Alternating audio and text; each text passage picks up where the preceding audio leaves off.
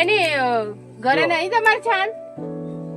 તમારા ઘરે પશુ છે ને છે ને તો એના છાણનો ઉપયોગ કરવામાં આવે અને એ છાણને અહીંયા મિશ્રિત કરીને ઓગાળવામાં આવે પાણી દ્વારા મિક્સ કરીને પછી એને અંદર દાખલ કરવામાં આવે 40 થી 45 દિવસ પછી એની પ્રક્રિયા થાય હા એટલા દિવસ 40 દિવસ પછી એ ગેસ બને બાયોગેસ કહેવાય. કયો ગેસ કહેવાય?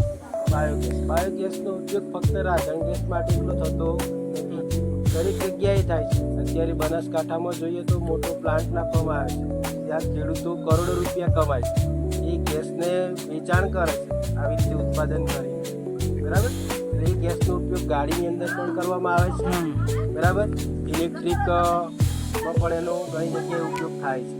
હવે ઇલેક્ટ્રિક સાધનો આવી ગયા પણ બાયોગેસ પ્લાન્ટ એવો છે કે એ કુદરતી રીતે બને છે, બરાબર. એમાં આપણને કોઈ વધારે ખર્ચો થતો નથી. કુદરતી એટલે કોઈ આપણને નુકસાન પણ ના થાય, પ્રદૂષણ પણ નથી ફેલાતું, બરાબર. બીજો ફાયદો એ કે ઘરનું આપણે ખાવાનું પણ બનાવી શકીએ, સાથે સાથે આ જે વધારો જે પછી અમુક સમય પછી એને નિકાલ કરવામાં આવે અને એનો ઉપયોગ આપણે ખેતરની અંદર ખાતર તરીકે પણ આપણે કરી શકીએ. આમ તો બાયોગેસ પ્લાન્ટ જુદા જુદા પ્રકારના આવે, 8 પ્રકારના બાયોગેસ પ્લાન્ટ આવે. ત્યારના જમાનામાં શું કરતા હતા, ઈંટની ચણી નાખી ટાંકી બનાવવામાં આવતી, બરાબર. એમાં ઘણો બધો સમય લાગતો.